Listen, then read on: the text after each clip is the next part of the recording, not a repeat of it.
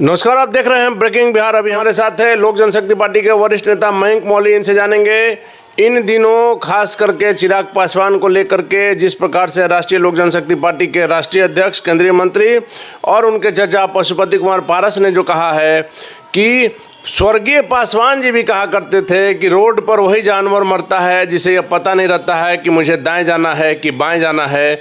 चिराग पासवान को भी यह पता नहीं है कि महागठबंधन में जाना है या एनडीए में रहना है। क्या कहेंगे मयंक जी?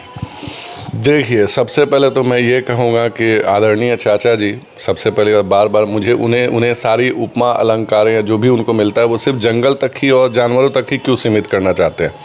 खैर, वो उनका अपना मंतव्य हो सकता है। अब बात अगर खुली गई है तो फिर मैं ये कहना चाहूँगा कि चिराग पासवान सड़क चलता हुआ कोई जानवर नहीं है। चिराग पासवान शेर हैं, और शेर जब जिस रास्ते चलता है ना, वहाँ गाड़ियाँ रुक जाया करती हैं, वहाँ इंसान रुक जाया करता है। वो अपना रास्ता खुद बनाता है और शेर किसी के आगे पीछे नहीं चलता। शेर के पीछे ही लोगों को रहना पड़ता है, आगे आने की हिम्मत कोई नहीं जुटाता है। तो सड़क हो, सदन हो या फिर कहिए कि जनता के बीच की जगह हो, वो शेर अपना रास्ता खुद बना रहा है।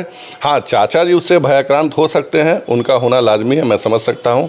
आदरणीय चाचा जी को प्रणाम। लेकिन क्यों भयक्रांत होंगे? वो भयाक्रांत हैं क्योंकि चिराग जी के आने के बाद से जिस तरीके से सरगर्मियां बढ़ी हैं, सिर्फ वही चाचा नहीं परेशान है। बिहार के जो सत्ता पे बैठे जो शीर्ष चाचा हैं, माननीय मुख्यमंत्री जी, वो भी परेशान हैं। और माननीय मुख्यमंत्री जी को तो ऐसे भी चिराग पासवान उनके लिए एक ऐसे बुरे सपने की तरह हैं जिसे वो देख के अक्सर मुझे यकीन है कि सुबह 4 बजे चौंक के उठ जाया करते होंगे। और ऐसे भी अब कहावत प्रचलित हो या ना हो, बट एक कहावत मैं ज़रूर जोड़ना चाहूँगा कि बिहार में जब जब चुनाव होते हैं तो जदयू के नेता जो हैं उनके कहिए 50-50 कोस तक उनके मन के उनके नींद की हवाइयाँ उड़ जाती हैं, क्योंकि उन्हें डर सताए रखता है कि चिराग पासवान आ जाएगा। तो चिराग पासवान क्यों नहीं मौका में कुछ कर लिए? क्यों नहीं कर लिया? आपने देखा नहीं जीत का अंतर? अनंत सिंह जी का एक रुतबा रहा है, और क्या रुतबा रहा है वो मुझे कैमरे पे बताने की ज़रूरत नहीं रही है। उसके बावजूद सरकार, आप ये जानते हैं अनिल भाई कि आप खुद सीनियर पत्रकार रहे हैं, कभी भी उपचुनाव जो होते हैं नॉर्मली उनमें सरकारी तंत्रों का बेजा उपयोग और बाकी चीज़ें हमेशा, वो भी मुख्यमंत्री जी के राज में तो आप कह ही सकते हैं, जहाँ पे उनकी साख नाक पे लगी हुई थी। और मैं तो पहले ये पूछना चाहूँगा कि आखिर वो उपचुनाव की नौबत आई क्यों? उपचुनाव की नौबत इसलिए आई थी कि ये बहुत बड़ा पॉइंट, क्योंकि इन्हीं मुख्यमंत्री जी ने, इन्हीं के अंतर्राष्ट्रीय पार्टी के राष्ट्रीय अध्यक्ष जी ने अनंत सिंह जी को जेल में भेजवाया लिपि सिंह जी के माध्यम से, और उसके बाद से उस सीट को खाली कराया। मुख्यमंत्री जी के पेट में दर्द हो गया, होना चाहिए था, हो सकता है कि पेट में जो एक उनका मुहावरा है उस वाले में शायद दर्द हो गया होगा, मैं समझ सकता हूँ। बट उसके बाद भी अनंत सिंह जी ने जो भी क्लेम करा, उनकी अपनी छवि है, उनकी अपनी लोकप्रियता है, उस पर मैं कोई कमेंट नहीं करना चाहूँ। लेकिन जीत का जो अंतर है वो आधे से भी कम रह गया, लेकिन सिर्फ एक दिन के रोड शो से। और ये इस बात का भी द्योतक है, उन लोगों के ऊपर भी एक करारा जवाब है जो बार बार ये कहते हैं कि चिराग पासवान सिर्फ एक दलित के नेता है, सिर्फ 6% के नेता है। तो वहाँ तो जो कैंडिडेट खड़े थे वो भी भूमिहार समाज के थे, सवर्ण समाज से, जो सामने दोनों भूमिहार समाज से थे। तो अगर आप वोट प्रतिशत का ट्रांसफ़र देखें तो सिर्फ दलितों का ही नहीं बल्कि उन्हें सर्व समाज का वोट मिलता है। लेकिन आपने कहा कि सरकारी तंत्र का दुरुपयोग होता है उपचुनाव में। बिल्कुल होता है। ललन सिंह जो राष्ट्रीय अध्यक्ष हैं जदयू के, उनको लेकर जो आपने बातें कही, तो ललन सिंह तो प्रचार में भी गए थे। उनका कहना है कि कानून ने अपना काम किया, अभी हमारी प्रत्याशी खड़ा है तो आए हैं।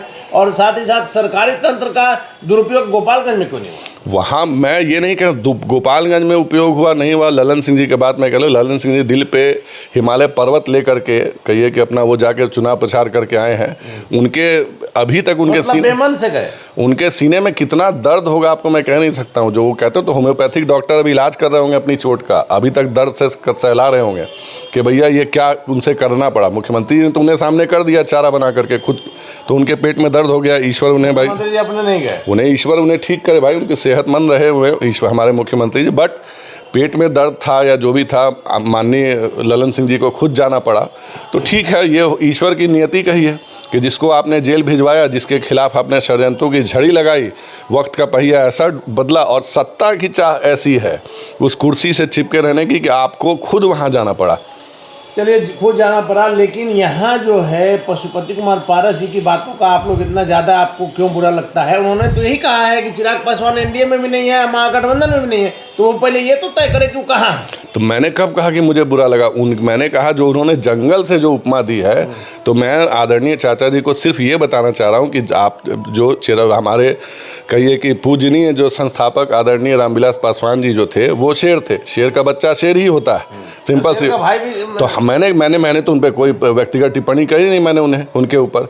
मैं यही कह रहा हूँ, आपका भतीजा शेर है चाचा जी, आपका भतीजा जिस राह जाएगा वो राह अपनी खुद बनाएगा, और शेर के जाने से रास्ते रुक जाया करते हैं। शेर के लिए लोग रुक जाते हैं, शेर अपना बिल्कुल शेर अपना रास्ता खुद बनाता है। और मुझे नहीं लगता आप ऐसी उपमाएं कुछ और भी दी जा सकती हैं, हमेशा ये बार बार जंगल की और जानवरों की उपमाएं देने की जरूरत नहीं।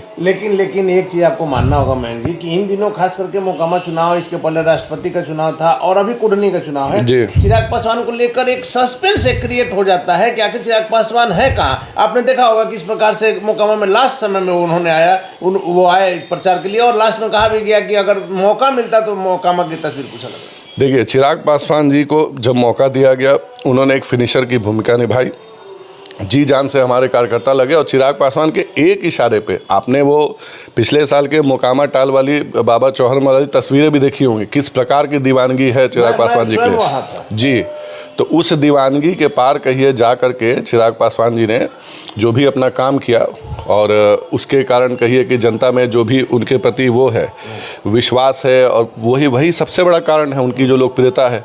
तो एक तरफा एक लार्जर चंक में वोट ट्रांसफ़र कराने की उनकी जो खूबी है, लेकिन इस खूबी को कुढ़नी में क्यों नहीं आप इस्तेमाल कर रहे हैं? तो कुढ़नी भैया देखिए, कुढ़नी चुनाव हम नहीं लड़ रहे हैं, कुढ़नी चुनाव लड़ रही है भारतीय जनता पार्टी, ठीक है, हम सहयोगी की भूमिका में। मोकामा भी कुढ़नी चुनाव बिल्कुल। तो मुझे आप सर एक बात बताइए, मुझे जब आप बुलाएंगे, आपको जब मेरी जरूरत है आप मुझे बुलाएंगे, एक सही वक्त आएगा मैं जरूर जाऊंगा। इन्हीं बातों से ना कंफ्यूजन क्रिएट हो रहा है कि क्या चिराग पासवान और बीजेपी में संबंध में फिर नहीं। आज आदरणीय कहिए चिराग पासवान जी ने अपने प्रेस वार्ता में बिल्कुल स्पष्ट कर दिया कि दोनों प्रदेश अध्यक्षों की बातें चल रही हैं। कार्यक्रम जी हमारे माननीय प्रदेश अध्यक्ष आदरणीय राजू तिवारी जी से और भाजपा के प्रदेश अध्यक्ष संजय जायसवाल जी की आपस में बातें चल रही हैं। एक चार्ट तैयार होगा, एक ज़रूरत महसूस होगी, हमारे कार्यकर्ता लगे हुए हैं, हमारा पूरा संगठन तैयार है, ज़रूरत महसूस होगी तो जरूर जाएंगे। चिराग पासवान जी तो आज से पटना में ही है, जब मुझे उनको बुलाया जाएगा, उनकी ज़रूरत पड़ेगी तो जरूर जाएंगे। चिराग पासवान जाएंगे तो कुढ़नी में कुछ तस्वीर, चिराग पासवान जहाँ जाएंगे गर्मी बढ़ जाएगी, क्लियर कट बात है। तापमान चढ़ा दें, आज सर्दी में भी गर्मी बढ़ जाएगी, आप बिल्कुल निश्चिंत रखिए। कहते हैं कि चिराग पासवान के पटना आते ही राजनीतिक पारा चढ़ जाता है, हमेशा चढ़ जाता है। मुझे उससे ज़्यादा चिंता मुझे आदरणीय चाचा जी मुख्यमंत्री जी की होती है कि चिराग पासवान जी के आने के बाद वो अनिद्रा के शिकार हो जाते हैं। लेकिन मयंक जी, एनडीए प्रत्याशी की जीत को लेकर आप लोग कितना आश्वस्त है? क्योंकि जिस प्रकार से कुढ़नी में महागठबंधन के मनोज कुशवाहा है, आपके केदार गुप्ता हैं, और खास इसमें सबसे दिलचस्प बना दिया मुकेश सहनी ने सवर्ण उम्मीदवार, वैसे व्यक्ति को जिसके नाना जी 4 बार वहाँ से विधायक रहे हैं। देखिए, बहुत अच्छा आपने सवाल पूछ लिया, मैं उस पर आना चाह भी रहा था। खैर, जो अब हम वहाँ कैंडिडेट की बात कर रहे हैं पर्सनल लेवल पे, तो जो एनडीए के कैंडिडेट हैं वो पिछली बार महज 712 वोटों से पीछे रह गए थे। केदार गुप्ता जी 712 वोटों से पीछे रह गए थे। अभी जो जीत के आए थे साहब राजद से, वो कोई स्वतंत्रता संग्राम में स्वतंत्रता संग्राम में हिस्सा लेने के लिए उन्हें नहीं हटाया गया है। फर्जीवाड़े के लिए चुनाव आयोग ने दोषी पाया, तब उन्हें बर्खास्त किया गया है, तब ये उपचुनाव हो रहा है।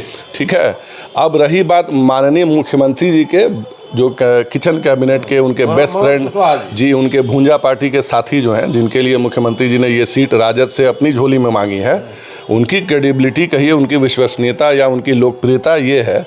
आप ये तस्वीर देखिए, इस तस्वीर में आप देख पा रहे होंगे कि माननीय मुख्यमंत्री जी जो चीख कर और जो कोस के कहा करते हैं लोगों को कि जो पिएगा वो मरेगा, बापू के देश में रह करके जो पीता है वो महापापी होता है, ये पाप की किस श्रेणी में आता है माननीय मुख्यमंत्री जी के हिसाब से? ज़रा इस पर आपको सवाल पूछने चाहिए, जहाँ के उनके प्रत्याशी महोदय जो हैं वो बैठ के सरेआम कहिए कि ये तस्वीर शराबबंदी से पहले की हो सकती है। मैं उस पर एक सवाल पूछना चाहता हूँ। आदतन आदमी का नेचर सिग्नेचर कभी नहीं बदलता है, ठीक है। मैं दावे तो आप जो भी कर, मुझे बस आप इतना करा दीजिए कि माननीय मुख्यमंत्री जी के जो कैंडिडेट हैं उनके पिछले 48 घंटे की ब्लड रिपोर्ट मंगा दीजिए। लेकिन इतना तय है कि जो भी व्यक्ति पिएगा पकड़ा जाएगा तो उसको सजा मिलेगी, उस पर कोई मरम्मत मुख्यमंत्री की तरफ। आप ब्लड रिपोर्ट निकलवा दीजिए सर, आप ब्लड रिपोर्ट निकलवा दीजिए, सैंपल में पता चल जाएगा कि साहब अल्कोहल लेते हैं या नहीं लेते हैं। क्लियर 48 घंटा पहले अभी भी आपका दावा है? मेरा अभी भी दावा है, क्लियर कट दावा है। और क्या आपको नहीं लगता है वहाँ आप तो खुद वहाँ से घूम के आए हैं, शराब नहीं बांटी जा रही है? वोट देने के लिए, वोटरों को लुभाने के लिए पीछे के दरवाजे से शराब पैसे नहीं बांटे जा रहे हैं। प्रशासन मौन है? प्रशासन मौन है। प्रशासन तो तब भी मौन होता है जब 20-20, 25-25 लाशें गिर जाती हैं, लोग मर जाते हैं और मुख्यमंत्री जी कहते हैं जो पिएगा वो मरेगा। तो इतने असंवेदनशील मंत्री जी, जब आपके दोस्त कहिए या आपके कैंडिडेट कहिए, एक तस्वीर अगर ये बता दीजिए, अगर ये कैंडिडेट कुशवाहा जी के अलावा कोई और होता जो मुख्यमंत्री जी के करीबी नहीं होता, क्या उसको जदयू टिकट देती? ये तस्वीरें आने के बाद कभी नहीं देती। क्या कारण है कि मुख्यमंत्री जी अपनों पे, अपने भूंजा पार्टी के सहयोगियों पे मौन हो जाते हैं? उनका पाप नहीं है, बाकी आपका, मेरा, बिहार के 13 करोड़ जनता का पाप है। हम महापापी हो सकते हैं, उनके मित्र को पाप से मुक्ति है, उनके ऊपर वो टैक्स फ्री है बेसिकली। चलिए, तो एक आखिरी सवाल इस पर चिराग पासवान पर लेते हैं कि आपका कहना है कि चिराग पासवान और एनडीए में, बीजेपी में कोई खटास नहीं? बिल्कुल नहीं है। खटास क्यों होगी अनिल जी? खटास होने का कोई ऐसा कारण नहीं है। वो आए हमसे मदद मांगने, जैसा हमारे राष्ट्रीय अध्यक्ष जी ने कहा, हमने उनको मदद किया। चाहे आप मदद करेंगे कुटनी में भी? बिल्कुल, उन्होंने आज भी स्पष्ट किया है, मदद कर रहे हैं। मदद के देखिए, चिराग पासवान जी ने जो एक बार ऐलान किया, वो अपने ऐलान से पीछे जा रहे हैं कुटनी। अब वो तो मैंने फिर बताया आपको कि उसके लिए अधिकृत हमारे प्रदेश अध्यक्ष आदरणीय राजू तिवारी जी हैं, उनके प्रदेश अध्यक्ष सम्मानित कहिए कि डॉक्टर संजय जायसवाल जी, दोनों बैठ रहे हैं, दोनों में बातें चल रही हैं। वो लोग निर्धारित करेंगे कि आदरणीय चिराग पासवान जी, हमारे राष्ट्रीय अध्यक्ष जी का दौरा लगना है, रोड शो होना है, कैसे होना है, ज़रूरत है, उसके हिसाब से वो अपने आप को अवेलेबल रखेंगे। वो पटना आ चुके हैं। चलते चलते मयंक जी, एक आखिरी सवाल है कि जिस प्रकार से राजगीर में, गया में, बोधगया में गंगा का जल मुख्यमंत्री जी के अथक प्रयास से, उनकी सोच से कोई कल्पना भी नहीं कर सकता था कि हाथीदह का जल जो है वहाँ तक जाएगा। इस विषय में भी आप क्या कहें? ये जल जो है, मुझे जल कम, ये छल ज़्यादा लग रहा है। ठीक है, सड़क हो गया, ये अपना इनका नली गली प्रोग्राम है, बाकी ये भी उसी तरह के कागजी प्रोग्राम है। ठीक है, आज आ गया है, जैसे कि नली गली के उनके प्रोग्राम में जिस दिन उद्घाटन होता है उस दिन नल चल रहा होता है, उसके बाद से वो नल खत्म हो जाएगा। क्या गारंटी है कि उस जो नया जो उन्होंने दायरा बनाया है उस पर अवैध बालू खनन नहीं होगा, जो उसका रूट जो है वो बाधित नहीं किया जाएगा? क्या गारंटी दी जा सकती है कि वहाँ फिर कभी ट्रैक्टर चढ़ा करके किसी प्रशासनिक अधिकारी की हत्या नहीं होगी? बेसिकली बिहार में तो जहाँ भी जाइए तो गंगा हो या जो भी नदी हो, वो तो बेसिकली बालू माफियाओं के कब्जे का गढ़ है, और प्रशासन की हिम्मत नहीं है कि दिन के उजाले में भी जा सके। आप खाली जेपी सेतु घुमाएं, वो भी गंगा के ऊपर है, गांधी सेतु आप खड़े हो जाए, आपको लिटरली जो अंग्रेजी फिल्म में एक फिल्म हुआ करती है पायरेट्स ऑफ द कैरेबियन, आप उसकी तरह जहाज़ों का समूह देखेंगे जो दिन दहाड़े अवैध खनन कर रहा होता है, निकाल रहा होता है। प्रशासन की हिम्मत नहीं है वहाँ चले जाए। तो क्या मुख्यमंत्री जी लाए, अच्छी बात है, कि कितने दिन तक ये कायम कर पाएंगे? फिर से रूट बाधित हो जाएगा, फिर से सब कुछ हो जाएगा। यदि सही रहता है तब आप इसका प्रशंसा करेंगे? अगर कुछ अच्छा काम होगा तो हम क्यों नहीं प्रशंसा करेंगे? अगर अच्छा काम होता है, अगर गंगा से सिर्फ हमारा वो कहिए खेती पानी का रिश्ता नहीं है, गंगा से हमारा माने सनातन का रिश्ता है, हिंदुत्व का रिश्ता है। माने भगवान शिव ने गंगा को उतारा है, गंगा प्राणदायिनी नदी है, सबसे ज़्यादा पूजित है, तो हमें उससे क्या दिक्कत हो सकती है? बट अगर ये हो गया है जैसा तो मैं जिस उद्देश्य के लिए जी, तो वो उद्देश्य कायम हो, कहीं इसका उद्देश्य अवैध बालू खनन की सीमा जो है वो बढ़ाना ना हो। चलिए, धन्यवाद आपका। तो ये थे हमारे साथ लोजपा के वरिष्ठ नेता मयंक मौली जी, जिन्होंने आज कम से कम इन खबरों पर जरूर खंडित कर दिया, इन खबरों पर जो लगातार चल रही थी कि चिराग पासवान और बीजेपी में खटास बढ़ गई है, चिराग पासवान मंत्री नहीं बनेंगे, चिराग पासवान कुटनी नहीं जाएंगे, इन तमाम अटकलों पर विराम लगाया है लोक जनशक्ति पार्टी के वरिष्ठ नेता मयंक मौली ने। और चिराग पासवान निश्चित तौर पर बीजेपी जब उन्हें जहां तलाश करेगी, चिराग पासवान तैयार बैठे हुए हैं। चिराग पासवान कुटनी भी जाएंगे और एनडीए प्रत्याशी की जीत सुनिश्चित करेंगे। आप देख रहे हैं ब्रेकिंग बिहार, खबरों का सिलसिला जारी है, आप बने रहें ब्रेकिंग बिहार के साथ।